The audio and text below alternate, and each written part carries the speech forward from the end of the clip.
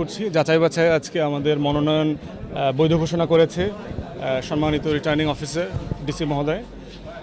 But of course সাংবাদিক ভাই যেমনটা বলেছেন যে এটা আসলে খুব ছোট্ট একটা কাজ নির্বাচনের।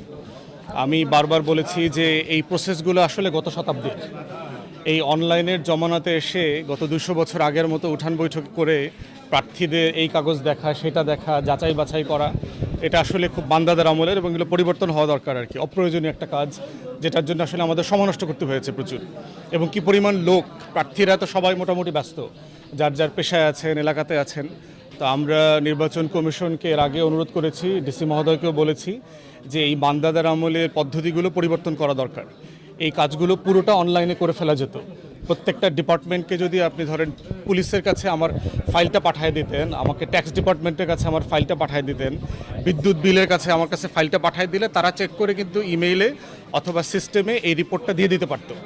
অতএব সেই জায়গাতে আমরা বোধ করছি যে এই কাজগুলো পরিবর্তন হওয়া দরকার, পদ্ধতিগতভাবে পরিবর্তন হওয়া দরকার।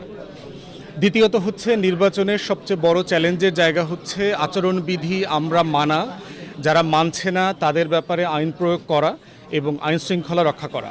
প্রশাসনের যে ভাবমূর্তি আমরা দেখতে পাচ্ছি, ইতিমধ্যেই তারা একটা বড় দলের প্রতি ব্যাপকভাবে ঝুঁকে পড়েছে। তারা ধরেই নিয়েছে যে একটা দল ল্যান্ডস্লাইড নিয়ে ক্ষমতায় আসবেন এবং তারা ধারণা করছেন যে ওই দলের খুশি অখুশির উপরে ভিত্তি করে তাদেরকে দায়িত্ব পালন করতে হবে। এবং এটা যদি করা হয় তাহলে আমরা বোধ করছি যে সুষ্ঠু নির্বাচন করাটা প্রশাসনের জন্য চ্যালেঞ্জিং হয়ে যাবে। প্রশাসনের জায়গা থেকে ধরেন পুলিশ ভাইদের কথা যদি চিন্তা করেন, তাদেরকে আমরা কিভাবে ইনসেন্টিভাইজ করব। তারা যে এত কষ্ট করে এই শীতের মধ্যে দিনরাত পরিশ্রম করে কাজ করছেন, সে যে ন্যায্যভাবে কাজটা করবেন, বৈধভাবে করবেন, আইনের মধ্যে করবেন, তার কি আয়োজন এই রাষ্ট্র করেছে, অন্তর্বর্তীকালীন সরকার করেছে? তাকে তারা সারাদিন আমাদের পিছনে যে পরিমাণ ডিউটি করছেন, সময় দিচ্ছেন, এটার জন্য তাদের কি স্যালারি দেওয়া হচ্ছে, বোনাস দেওয়া হচ্ছে, ভাতা দেওয়া হচ্ছে? সে কি আসলে 8 ঘন্টার মধ্যে তার ডিউটি আছে?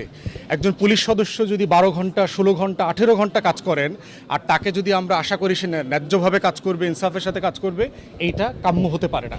তাই আমরা বলছি যে ইলেকশন কমিশনকে এই নির্বাচনকে কেন্দ্র করে আইনশৃঙ্খলা বাহিনীর সদস্যরা যারা কাজ করছেন তাদের সবাইকে ইনসেন্টিভাইজ করা দরকার, বেনিফিট দেওয়া দরকার, বোনাস দেওয়া দরকার, কারণ তারা জীবনের ঝুঁকি নিয়ে এই কাজগুলো করছেন।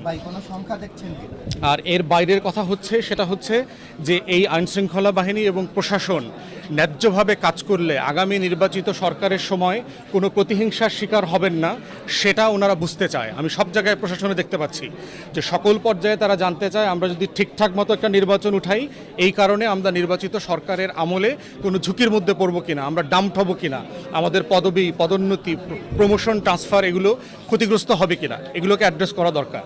বড় চ্যালেঞ্জ আমাদের কাছে যেটা মনে হয়েছে আইন শৃঙ্খলা।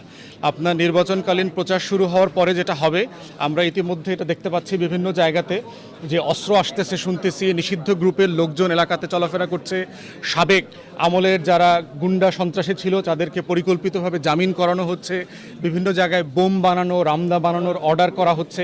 এই খবরগুলো আমাদেরকে আতঙ্কিত করছে। তাই যৌথ বাহিনী যেই ডেভিল হান্ট ফেজ 2 চলছে, এটাকে আরও বেশি কার্যকর করা দরকার। এটাকে যথেষ্ট কার্যকর আমাদের মনে হচ্ছে না, এবং এইটা হচ্ছে নির্বাচন উঠানোর সবচেয়ে বড় চ্যালেঞ্জের জায়গা। তো আমরা নির্বাচনকালীন সরকার, অন্তর্বর্তীকালীন সরকার এবং নির্বাচন কমিশনকে আশা করব যে ভোটার এবং প্রার্থী সবার শতভাগ নিরাপত্তা এনশিওর করা দরকার। ইকুয়ালি মাঠ প্রশাসন, পুলিশ সদস্য সবার নিরাপত্তা, চাকুরির নিরাপত্তা, এবং নির্বাচনকালীন সরকারের সময় তারা কোনো প্রতিহিংসার শিকার হবেন না, সেটাও রাষ্ট্রের পক্ষ থেকে নিশ্চিত করা দরকার। ধন্যবাদ।